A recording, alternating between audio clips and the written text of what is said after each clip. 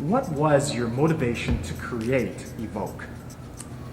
We were motivated to create Evoke as a not-for-profit company, as an avenue that we could create high art at an accessible and relatable level to local Canadian communities and global arts communities in general, but also to provide mentorship as well as guidance to young professionals that are entering into the dance industry, provide them with the proper tools in order to succeed.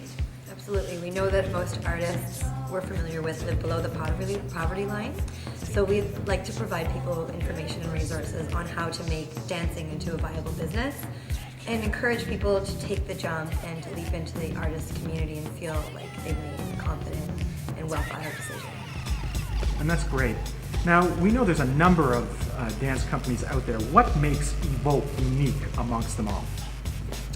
Well, we come from a classically trained background. Jess and I both studied a lot of classical ballet and modern. We'd love to encourage those historic art forms and keep that dance form current and relevant to newer dancers. But we're also really interested in newer cultures, for instance, hip-hop culture. Right now we're working with some freestyle, cypher, and contemporary choreography that really provokes the dancers to want to make their own unique style of movement and just get up and experience their own style. Now, you've done a number of innovative events. What are some of the notable ones that you'd like to let the audience know about?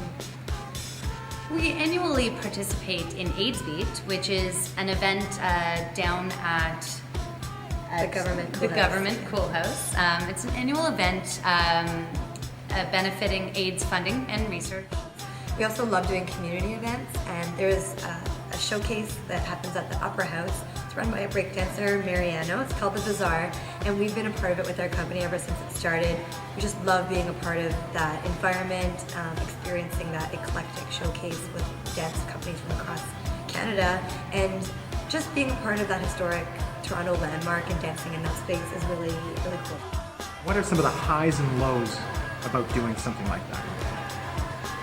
Well, it has been a challenger and continues to be a challenge to always find the sufficient time and energy and even focus to be able to drum up the work, to be able to find the time to do the administrative work, to do the grant proposals and writing.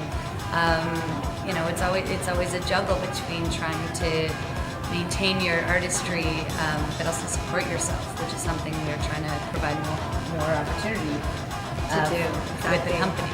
And we really also noticed that artists in the community are used to working for free or used to working for some kind of compensation besides money.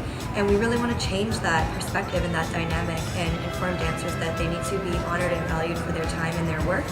And we really try and encourage and push for the artist industry as a whole to honor artists as business people as well.